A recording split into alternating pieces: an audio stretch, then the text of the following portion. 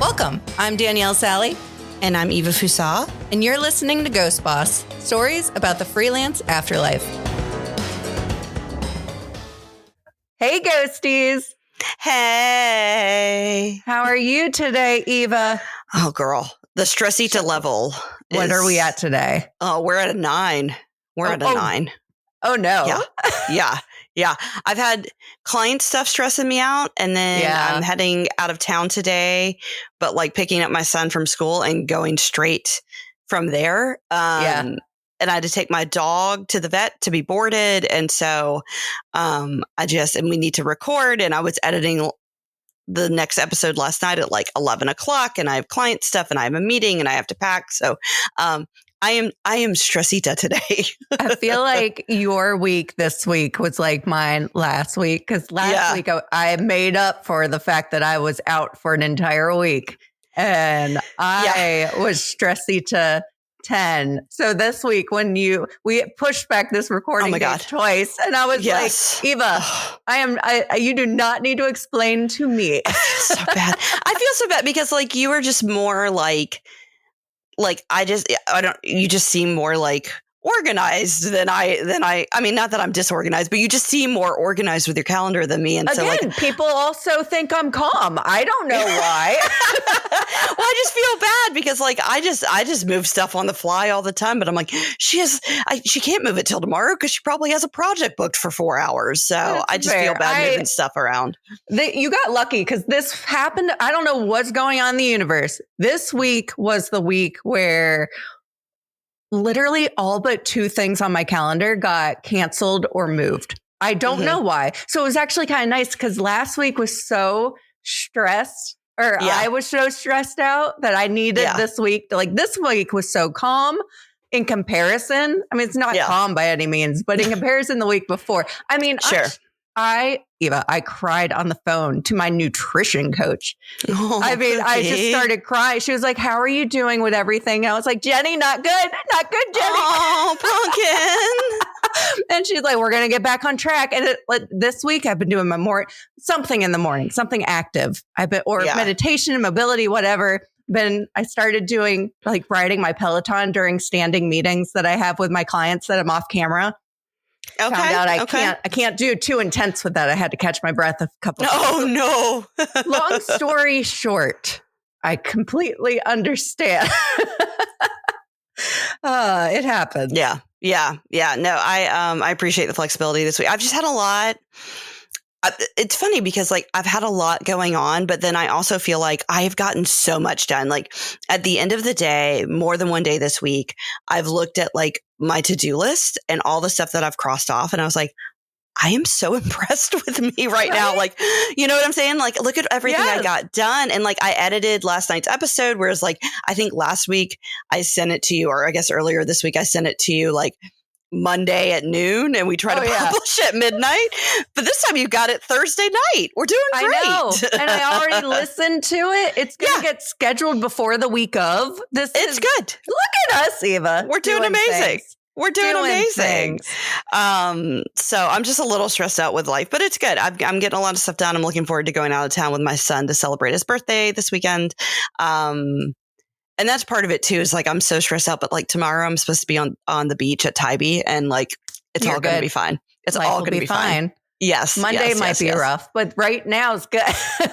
Right now is rough and Monday's going to be rough because I got a text yesterday about like a hot project that's coming in and they were like, she was like, it's going to be COB Tuesday. They wanted it noon on Monday, but I told them no. I was like, thank you. Good for you. Yes. Thank you. Yeah. We love her. But yeah, so tomorrow on the beach is going to be delightful, but I am paying for it this week. There we go. Well, you'll make up for it. Yeah. So last week on the podcast, we talked about tech support and we touched upon a little bit of the differences between generations, mostly talking about that we feel like we shouldn't have tech issues because we're millennials. Yes. I went on like a rant about like, why do I not understand this? And somehow we do. We have so many issues. And then that also, having to do portfolio reviews for students this time of year. we wanted to talk about a little bit of that generational divide within the workplace, but also for us. I mean, obviously there's no generational divide when you work by yourself, but with our clients, we do have a little bit of that still going on. But really wanted to talk about when you're entering the workforce and what that's like and just the differences and working habits, because it is so much comes into play when you're dealing with different generations. And right now we're dealing with a 4-generation workspace in a lot of places. We have boomers, Gen Z, millennials, Gen X. So you know what? I just listed Gen X last, and they're the generation that I feel like everyone forgets about us. I was like, what order is she about to go in? The order where Gen X is last. No. Well, and so to do some clarification, and I might clickety clack on my keyboard for this. Please do. Should we clarify while we're talking what generation is which? Because I do feel like so much of generation talk often gets the years wrong. And it's usually people complaining about millennials not wanting to work, and they're talking about 24-year-olds. And I'm like, well, first off, people want to work regardless of their age, but those aren't millennials. Those are Gen Z. And also, I don't like your tone. I also feel like it's whatever age group is in whatever generation's in the 20s at the time. Yes. And so like for boomers, we are the annoying ones. And then they just forget Gen Z entered the workforce. Correct. Right? But and now millennials are having to be like Gen Z being all lazy. And they're not. They're just maybe working a little smarter than we did. Well, typically when you see posts like this, it's not even a millennial saying it. It's somebody older than us. But before we get started, I'm going to clickety clack and read off the years just to clarify. So I'm going to have to look. And please list your source, because someone will call us out for having the years wrong. It's going to be Dean. It's going to be Dean. All right. Do you want me to go with the AI answer from Google, or do you want a better here? Let's do Pew Research Center, right? Okay. Oh my God, this is a whole article. I don't want that. Here we go. Should have went with AI. No, here we go.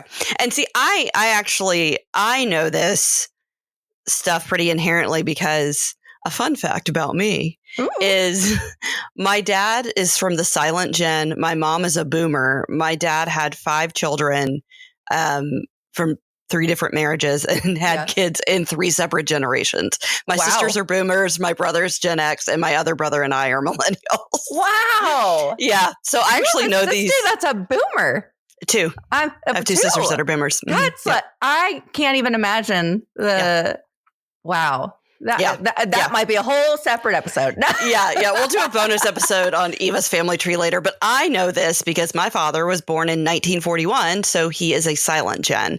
And I'm going to mention that because it's probably unusual for silent gen to still be in the workforce, but it is not unheard of for somebody at this age to still be working. But the silent generation is born between 28 and 45. So I'm not going to bother trying to tell y'all how old they are now. Or should I do that? Do y'all want that? It's going to take some mathing. I'm good with just the year, but okay, cool. If you need to know, just pause this and pull out your calculator and figure it out. Calculator. So, Silent Gen was born between 1928 and 1945. 1946 to 1964 are boomers. So that's Silent Gen's my dad. My mom is a boomer. I'm assuming both your parents are boomers, both. Danielle? Mm-hmm. Yep. Gen X is 65 to 80. Okay. And then, so I always think it's interesting because sometimes those are a little different. Sometimes it's like 66 to 82, but it's like roughly in that, like right. Several of us fall on these like cusp years.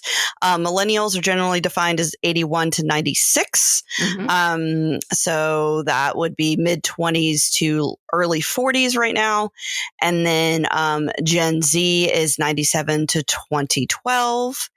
And then 2013 onward, right now is Generation Alpha. And just a little aside to this, these people getting real lazy with how they name in these generations. So it's not the generations being lazy, it's the people naming them. Correct. So the silent gen was called the silent gen, if I recall, mainly because of like the Great Depression and the World Wars and like how that impacted everything.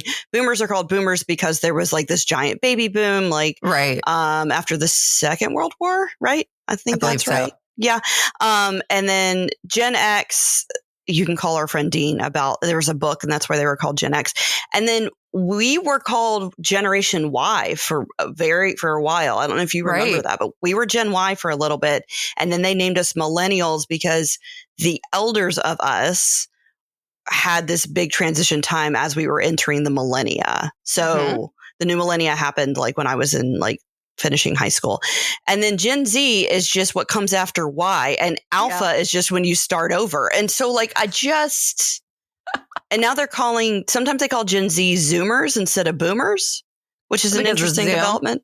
I guess they were the ones that had so much like significant times in their life during COVID. Is that why they call them Zoomers? Is that what they call them Zoomers? So I could be wrong, but I'm going to Google. That's going to be something else we get into after this because are they called Zoomers? Let's see. Let's look it up. All right. The term Zoomers is an informal way to refer to Gen Z. It's derived from Boomer, a shortened version of Baby Boomer, and then Z from Generation Z, implying a fast-paced, digitally driven upbringing. I like my reason better. This is interesting, contrasting with the more analog upbringing of baby boomers. So they're just going to skip 2 generations in between? I guess so. Oh, okay. So part of it is because of meme culture. So okay, boomer was like definitely like a very like well-established meme, but then people like within Gen Z started saying to each other, okay, Zoomer, to play off Gen Z. I don't believe that. There's no way there's no way a boomer said, okay, Zoomer. Like, no. Gen Z said that to each other. Like they went from saying, okay, boomer to okay, Zoomer. Yeah. A Zoomer would do that. A Zoomer. Because I actually don't know that how many Gen Z people, like during I guess they were on Zoom for school. Yeah. Did y'all use Zoom for school? My son was too young. What was your actual platform? Was it Zoom? So my daughter started all this in kindergarten, but they started with Zoom because they just had to use whatever they can get, and then eventually it switched over to everyone was on Google Classroom. So we were on Google Meets, yeah.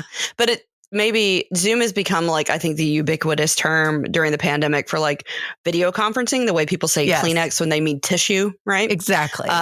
So they say I'm going to Zoom in, even though you might be like on Teams or whatever. Yes. So anyways, I just always like to start with, let's establish what the generations are.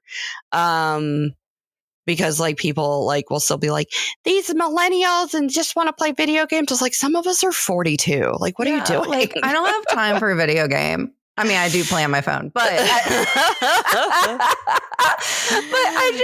okay. So we kind of touched upon the Zoom thing. I'm a little bummed that I'm wrong on that. I'm still going to say my answer.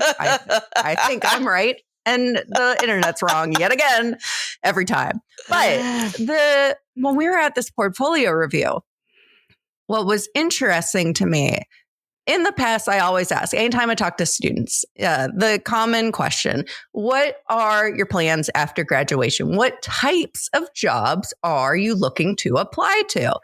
Mm-hmm. Past years, I've usually gotten, I want to be at an agency. I want to be in-house. I want to do copywriting. I want to do design. Sure. Very specific. And those are the answers I've always expected. I realized recently my answers are changing. Mm-hmm. And I think it's strongly because those graduating right now, this is our COVID class. This is the one that started off in college. Everything was virtual. And now they're entering into a workforce 4 or 5 years after COVID. And now suddenly they're going into the office. And so almost everyone I asked this question to said, well, I'd like it to be a remote job, maybe hybrid. And I was kind of caught off guard by that because I'm like, that wasn't actually the question I was asking, but I see in this new lens why you answered me that way. Because I wasn't specific. And that is maybe what you're thinking for. You are probably putting first focus on the type of job that you want. But what's been interesting to me is as I've been talking to people who are graduating this class specifically, a lot of them have said to me, I started off college doing all these virtual classes, and I still do a lot of virtual stuff. And one of them even admitted, I really appreciate this. Like, when I'm in person, I don't know what to, I just don't know I don't know what to do. It's a little overwhelming. And that was, I don't know, it's just eye-opening to me that it's just not something, because I knew in person first. And we were forced into a virtual platform. And then it was kind of just expected to slowly get back to normal, or not slowly for some people. But it was interesting talking to Gen Z, who I felt like had to be virtual in kind of a pivotal time in their lives where they're really kind of discovering more about who they are in life. And here they are now graduating, kind of having to figure things out again, because they might not have, their internships could have all been virtual.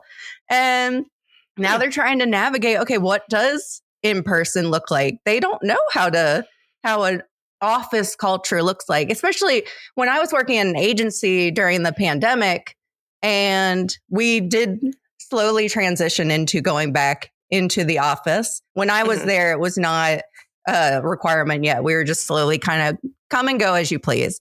But it was interesting. The interns, I kind of felt bad because they just didn't get that same communication that we did when we were all in person all the time. And there's a lot of things like just being able to ask questions to each other. And now we're just slacking each other and kind of waiting for responses. But it is just a completely different workforce right now. And I don't know, it just kind of made me think more. Well, like when I asked that question, I've expected the same types of answers for years, and I was not expecting answer like, I want a remote job. Yeah, so I quit my corporate job 1 month before COVID. So I was working remotely at home during COVID. And because I was already working for myself, there's no return to office for me, right? Like that doesn't exist. What was interesting is some clients started to slowly ask me to come into office and do work there, and sometimes for meetings, and sometimes they wanted me to come work like an employee, which is fine. I mean, they're your hours. However you want to use them is fine with me. If I can make the schedule work. I worked remote 1 day a week at my old job, or was starting to transition to that. And some people did that. There was a lot of like people who worked from home on Fridays, was like kind of a common thing around my office. So it's just something I just don't really think about a whole lot. And I'm not, in general, I do remember I got so much more work done at home than I would in the office, because some of that time of just like, getting to know your coworkers, or just the commute in or whatever, or people will come and grab you for stuff. And now you've gotten distracted when you're supposed to be doing this other thing that you had allotted for on the day. I do feel like I worked more efficiently from home. And I, in general, do not like this concept of and I feel like the people who often say it are people who exclusively had careers in office. So they tend to be people who are from an older generation, because 40 years of their career was spent in an office, understanding office culture. So I don't personally ascribe to the blanket that people work better in an office. However, I do feel like in creative fields, sometime, I don't work on teams anymore. So I'm never really in this scenario, but if I was still in a team environment, I think about like the big brainstorming sessions that we would have, and like where we would close off like the conference room, or sometimes I would take my team off site so that we could really focus.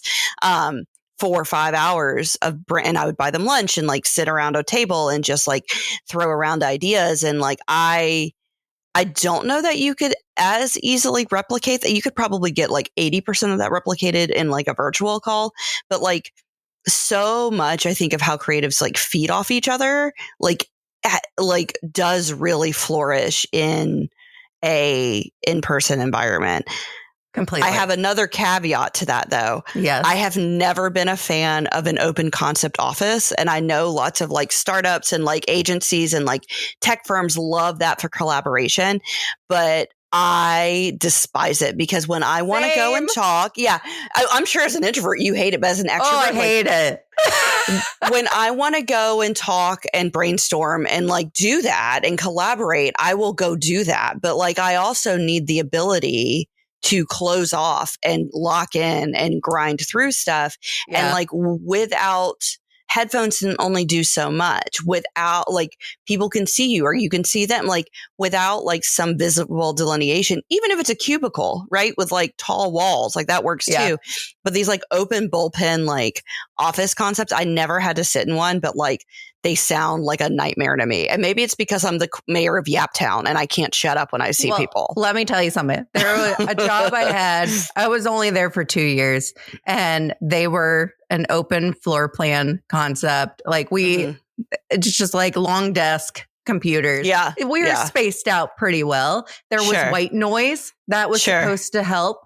But this was when it was at an IT company. So like there's hardly any talking, which was kind of nice. Yeah. And my problem was they put my seat right by the place that everyone has to walk by get to their seat. So everyone would just stop and chat with me. Just stop there. And I'm like, and me being me, I talk back to them. I had to be nice, but unless I was in a mood, then they know. But man, I hated that. And I have said to this day, the only people that actually enjoy an open environment work office are people who have never worked in one, because they are the absolute, they look pretty. I'll give them that. But to actually get work done in them is insane. It's just the worst. I get it's a cost saver. It's stupid and I hate it. That's what it is. I think, and I think it's more of a decision about like the economics of an office, not so much like what is necessarily efficient for your team. And maybe, creative teams are different than other teams, right? Like I'm always curious because like I talk to other creatives in different industries. And so like, I have friends that like work out in the Bay Area or like work in like New York. And so like they talk about that. And I'm like, do y'all put a bunch of accountants in a bullpen, or is it just, us? Is it and like, I came out of a journalism background. And so they did that with the writer's pool was like that. That was like a thing for years, but part of that was because writers would be out in the field, like interviewing and doing stuff. So, so like in theory, you don't need as much space to do stuff. So, I don't know. It's always like that office setup just always has seemed like a nightmare to me. Oh yeah, completely. But it's interesting to think about like how offices and working environments are evolving, because like I hear so many like boomers and maybe even some older Gen X, probably maybe a lot of Gen X, I would say maybe also says this, talk about like office culture and like, people work best in the office and all this kind of stuff. And then to bookend that with Gen Z coming up and they're like, actually, we just really would prefer to work. And like, don't at me, y'all. I know I'm saying big, broad statements. I know nobody is a monolith. I'm aware of that. Just stick with me here. But, you've got Gen Z coming up. They're like, actually, we would really love to work virtual. And then like, I think in the middle, the millennials are the ones that have actually like probably had the most experience in both of those in one career. Like we started in an office and then we've done so much virtual. And like, I think both bookends of this is just their experience. Like that's just their experience of how they've learned to work. And so I have feelings about what I think is best for me, but I don't know that anybody is right or wrong. I think it's just a perspective of like what they know. And so the idea that like for like some older people who've been in the workforce for a long time, who've always been in an office, the idea of working from home is so foreign to them that they're just like, I don't know how we would get anything done. And it's just because their workflow is different, right? Whereas like a Gen Z is like, well, I don't know how I'm supposed to get anything done if I had to put on pants and come all the way in here. Like if people are talking to me. Look, that's a lot of effort to have to put pants on. I agree. It's too much. It was during the pandemic that I kind of realized, because during the pandemic, I think my daughter was 4, going to be 5. And it was just to have a young child during that time. And then the work from home, work from home. I kind of realized, now listen, okay, take out the equation. We are also being teachers, caretakers, full-time employees. Let's forget, and living through a pandemic. I don't know if y'all remember anxiety. The constant, like the 24-hour news cycle and the way they were constantly updating us, which that's a whole nother episode, but the constant anxiety about the news and what's happening next was hard too. As we started to get some more normalcy in that, and we actually got routines, I realized very strongly, I needed this. I needed to work from home because I very much struggled with, I would be in the office and I'd get pulled every which way. I'd get pulled into a meeting that I didn't know about, or people would come ask me questions and I couldn't get any work done. And I was like, I get so much more work done here. There's times now, like the other day I was driving into Columbia. It was a little after 5. I was driving downtown and I see all the traffic coming back out of Columbia to Lexington. And I just looked at it and was like, I do not miss that one bit, being in traffic for 45 minutes to an hour, the grind. I don't miss it at all. And for me, it was helpful that I realized more about myself and what I needed. I'm going to go back to, you were talking about the brainstorming and concept meetings. That was the only thing I truly struggled with. I felt like a virtual brainstorm meeting was nowhere near as effective as when we could actually all gather at the agency and be in person and just like shoot ideas off the wall and like put stuff on the whiteboard and just because one idea would go to another idea. And like, even if we had 90% bad ideas, it would spark that 10% that were the best idea ever. And I just felt like doing that virtually just never felt like it was going to be as strong or as helpul. And I think we've gotten better at it, but it's tough when you were in person for that long during these key brainstorm meetings. And it's like, this is the one thing that I struggled getting back to. Yeah, I think and this is a very specific, like perspective on this, in my opinion. I think that is because when you go to a room or a place or whatever for a brainstorming meeting in person, you are locking in, right? Like, I am here. I am focused. I am present. I am doing this.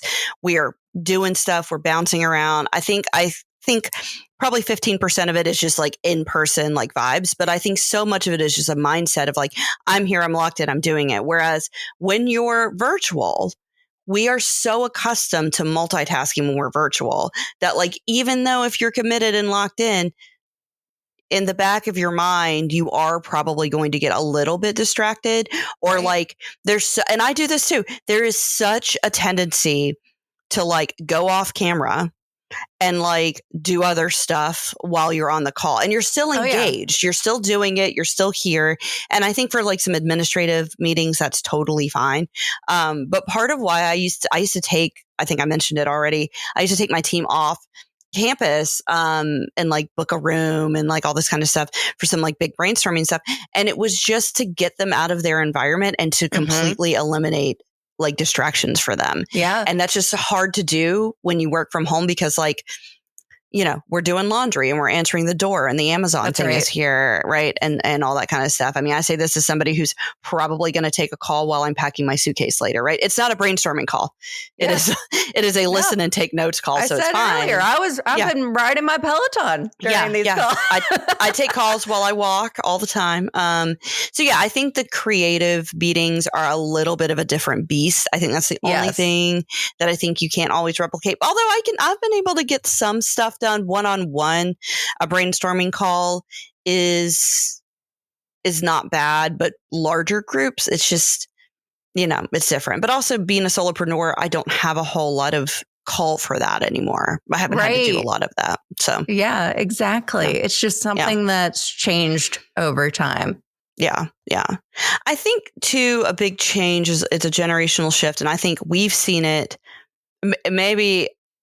And I mean, maybe my entire perspective is biased, right? Why would my perspective be biased by my lived experience, Danielle? When you said that, the whole time I have been thinking, like, I want to know what other generation, non-millennials listening to this episode, if they're just yelling at their phones right now. I need to know. Are we wrong? I mean, we're not, but we're not. But but I think our generation is a very like interesting, like, yes, every generation feels unique and interesting, and like they have this very specific perspective for sure. But like, I mean, we are the best. But well, I didn't say that. I'm a Pisces here in Aries. It's fine. It's fine. But I think like we saw so much transition in the workforce and how media was produced, how media was consumed, that it's just made us a little bit more adaptive. And I'm not saying other generations aren't adaptive, but I'm just saying that like we saw such a big shift that I'm really fascinated to see what is Gen Z going to look like when they're older? Because like, yes, things move very fast for them. They have to be tech adaptive, all that kind of stuff. But like, they didn't see like the shift from analog to digital the way we did, right? When we were at such like a fundamental age. And so that makes me think about things like what is like the fixation with like a lot of bosses wanting people to come back to the office. And I think it's because they are oriented to like a time in the workforce where like output wasn't necessarily the measurement. And it was more of like, well, are you here and are you doing the things? Whereas like, I definitely felt this way throughout my career. I'm like, but I shouldn't be measured by how much I'm seen. I should be measured by how much I do. Yes. And like now I think that's probably how Gen Z completely sees it. Like, what do you mean you want to see me? You don't need to see me. Yeah. Can I just do the things? See me? I don't want to see you. Nobody wants to see anybody. And so it'll be interesting to see like what, I mean, like I've been several people's first bosses, but they were always like younger millennials. So we were always in the same generation just because of like when I was working. But it'll be interesting. I'm interested to see like what management looks like as millennials. Like, are they more likely to be flexible about these things because we were in the workforce during such a formative point of our career where we were watching that transition happen? So I don't know. I mean, that's like a big, I don't know, question that I think will be interesting. Exactly. I'm also curious to see the evolution of office culture and how that's going to change as slowly people get more and more back into the office. I mean, it's funny still saying back in the office. I mean, we're 5 years after the pandemic started at this point, but truly, I mean, that's a lot of people have taken this long to get back to that. And office cultures have changed significantly. Mm-hmm. I was talking about the same conversation with two of my friends, one being a millennial, one being a boomer, and how talking about office culture well before the pandemic, like we used to go to lunch as big groups all the time and like hang out more. And we used to like kiki we didn't kiki pre-pandemic. I don't think we said it then, but but like we would have just camaraderie about things. And then pandemic put us all in our own spaces. And I've noticed there's a significant amount more. It feels this way. Maybe it's not the case. Maybe I didn't notice it before. It just seems like so many more companies are doing team building things and because they have to improve their office culture with team building. And it just seemed like before it felt more authentic. It was just natural camaraderie. And now it just doesn't feel that way. It feels forced a little bit because they're forced to do these team building activities. And I kind of feel like some people are a little resentful of it because like I don't want to be forced to hang out with you. I just don't want that. So it's going to be interesting. I feel like is the team building stuff going to slowly go away because it will come back to being a little bit more natural as people go back into the office a little bit, or is it going to increase? Yeah. And I tell you what, though, I have friends who are still very much corporate life and they'll tell me about these things. I'm like, I just don't miss it. I don't miss it, Eva. Yeah. I don't need it. I'll do team building by myself. Poolside. That's all I need. I mean, my perspective on this is very specific because the last place that I worked, most of us were in the office all day, but we had people that worked all over the state. So there were a lot of people who they were never in the office for whatever reason. And so the company did a lot of team building stuff like that. And it was to literally put us, and this was pre-pandemic, it was literally to make sure some of us like saw each other and interacted with each other. And so I don't think that's going to go away. I think it might change. I mean, and if it does go away, it's not going to go away until like Gen Z are in upper management. I don't think it's going to go away in the next 15 years. I could be wrong. But I think, and this is, I think, a divide between like, well, because you and I have talked about like work besties and how like I don't stay in touch with anybody that I used to work with. I mean, like we're casually like Facebook friends or like Instagram friends, but like there are not a ton of people that like I've really stayed close with after I've worked with them. And so because of that, forced camaraderie for a half day field day is fine to me because I'm not going to talk to accounting any other way. So if this is how you want me to talk to David, this is how I'm going to talk to David. He's fine. I just don't have anything to talk to David about. Right. So no, I don't know. And then I think some people just aren't going to be as fixated on it. And I don't know that I, at least, am going to be tapped into that kind of stuff because I'm a contractor. So like, the teams that I work on, I'm either plugged into an existing team that has their own culture and network, right? Or I'm one of 30 people kind of in a similar boat.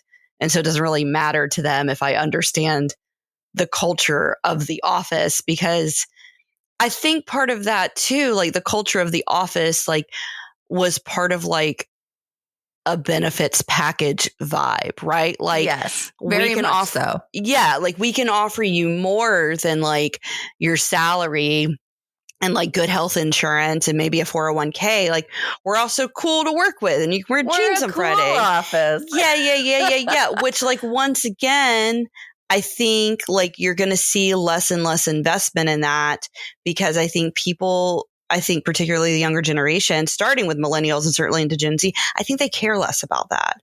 Yeah. I think people, and once again, do not come at me because like this, I know I'm painting with a broad brush here, but I think there is just a shift of like, working to live and living to work, right? Like, and those are two very different things. And I think people are just contextualizing things like where you work.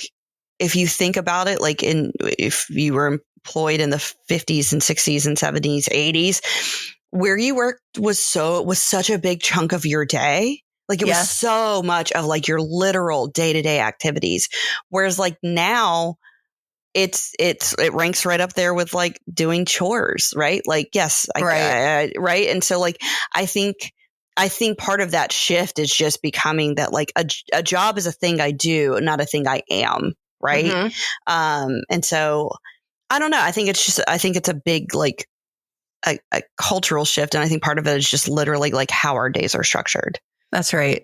I think ultimately what I'm curious about, you know how we used to send mail all the time and now you never get mail except for it's like the holidays or something. And now I feel like people I get mail all the time. Not bills, like an actual letter. Like I get postcards. Okay. Well, most people don't. And they get really excited when they have something that they can actually hold. And they're really super excited about that. I'm curious, eventually, if we get to the point that maybe people are going to be excited about going into the office again, because it's such a rare thing to do. I would not, but some people might. I think it also depends on the office that you're talking about, right? I mean, it very much depends on the office. Yeah. But tech has been doing this for 15 or 20 years where it's not only about like making it, and like law firms will do this too. It's not only about, and several other industries, it's not only about like creating like a cool office environment, but they also want to put everything there so you don't have to leave, right? Like they're like, oh, but we'll feed you. Yeah. To like, extend the amount of time that you're in the office. Yeah. I don't know. I mean, because like in general, like I am a fan of shifting away from like being in the office. But then the flip side of that is, and maybe this is where part of this like generational shift is as well, is that there is no start and stop time now because I'm always available. And this was true when I worked in a corporate environment. So it's a double-edged sword, right? Like I don't have to go to the office, but you can always get in touch with me. So like who really won? I don't know. Not the person getting in touch with all the time. That's what I'm saying. Like maybe I would be, and maybe that's where the breakdown is, right? Like we are straddling two things at the same time. So you want me to put on pants and you want me to be available all the time. Yeah. I would put on more pants if that's the only time you could talk to me, right? Yeah.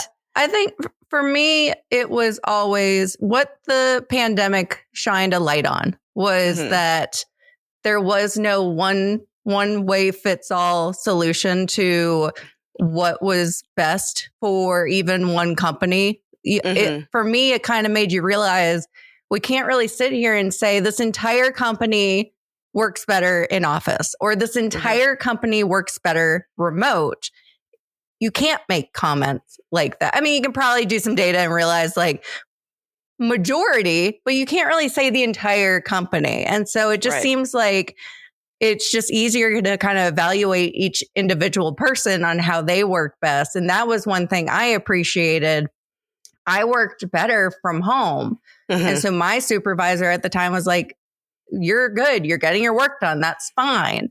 Sure. And there's some people during the pandemic are like, I need to be in that office. Let me in. I gotta go. Yeah. And that was fine. Now they struggled a lot because I wasn't in the office, but I got a lot more work done. Yeah. As the result of it.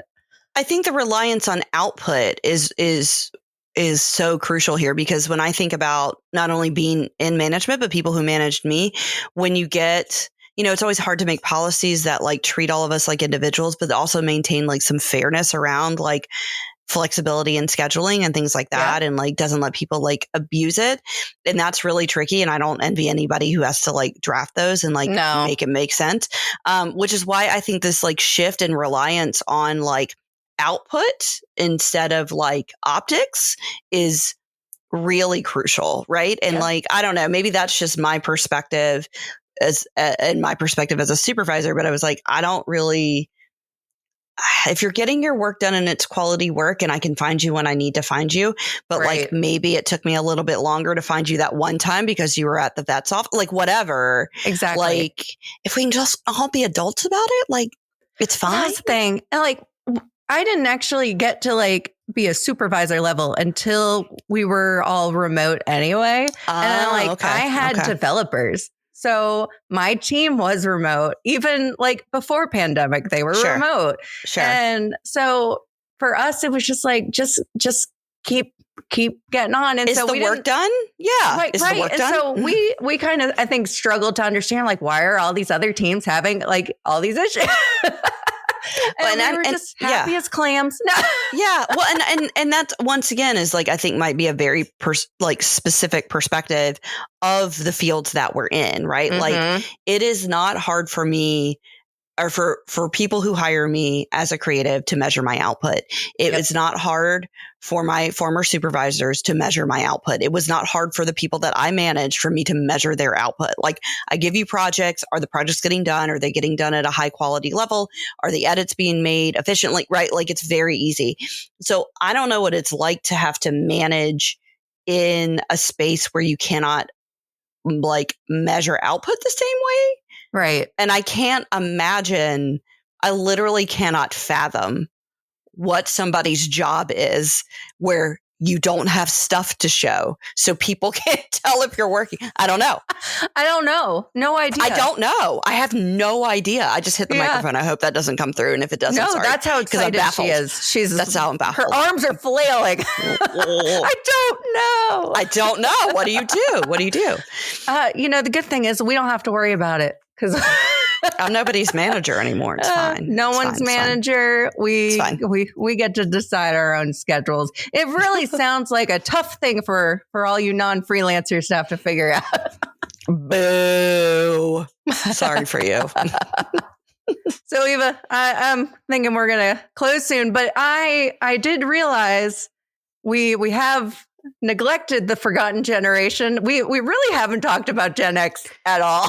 I would like to note that I think I just said older generation several times. I was not exclusively talking about boomers. That's fair. I wasn't exclusively talking about boomers. So I was talking about you Gen Xers.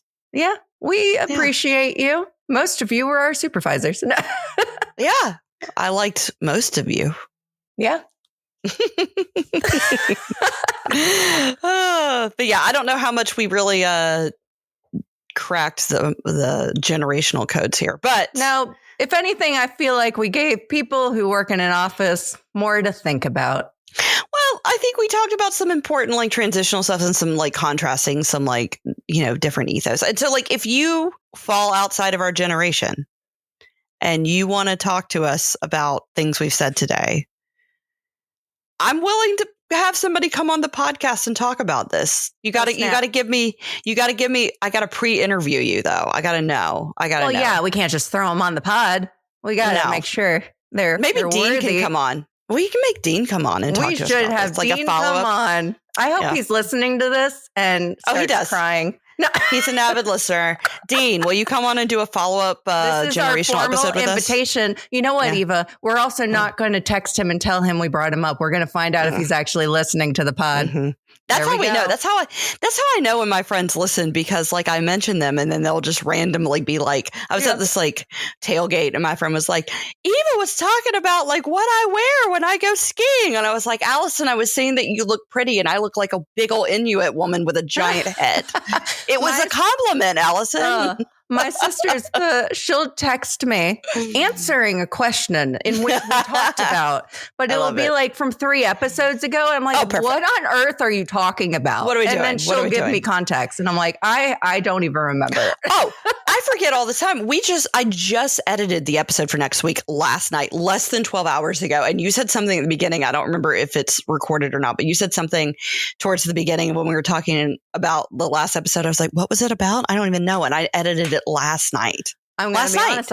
I listened to the episode and forgot that was a topic we talked about. Yeah. Yep.